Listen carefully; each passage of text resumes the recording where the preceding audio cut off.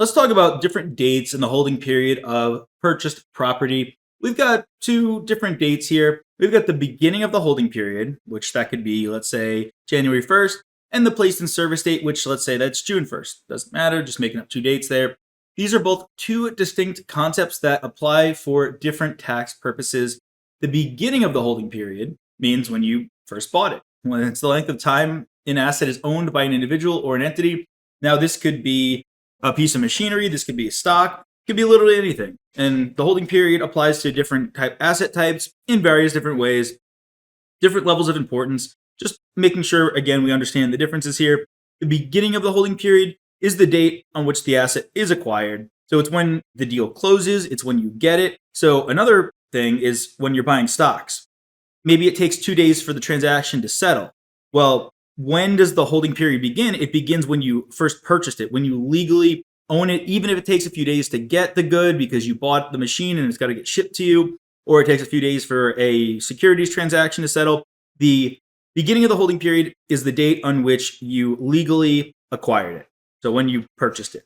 For tax purposes, the holding period is essential for determining the nature of the capital gains or losses when the assets sold or disposed of. Really, the biggest thing here is capital gains and losses being classified as either short-term or long-term.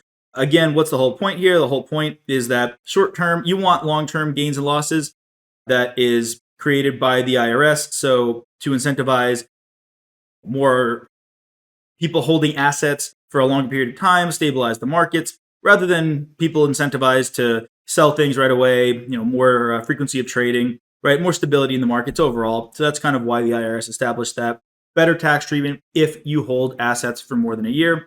This distinction is important. Make sure you are familiar with it. Now, the placed in service date, this is going to apply specifically to equipment and physical assets, not equipment. I mean, it could be, mainly equipment, but truck, a car, anything like that. And this isn't going to really apply to stocks. That's kind of what I'm getting at. You don't place a stock into service. Now, this refers to the date when a tangible asset, such as equipment or machinery, it's ready and available for use in the operations of business. This is important for depreciation as well. You could legally have purchased it, bought it 6 months ago, but if it's sitting in the factory and not being used, you're not going to start depreciating it, because what is depreciation? Well, that's the reflection of an asset being used up and its value going down. The date's crucial for understanding when depreciation should begin. Depreciation, as we talked about, is the process of allocating the cost of an asset over its useful life, recovering that cost, and using that to reduce your taxable income.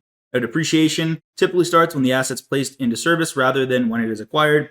Understanding the difference between these dates, super important. Make sure you know it. Hey there! Are you ready to not only pass your CPA exams, but truly understand and enjoy the material while studying? I know it seems impossible, right? Especially to enjoy the material? We'll do it together. Tap into the power of CPA.examprep.ai, where we've got personalized quizzes, multiple choice questions, memorization guides, flashcards, simulations, all tailored to your learning. Our adaptive study planning puts you on the fastest path to success and lifts you back up if you fall behind. Avoid wasting your precious time and money attempting an exam with a low chance of passing, because who wants that? We want to get you through this process as quick as possible. Our exam readiness prediction lets you walk in with confidence, knowing that you're prepared for success on exam day.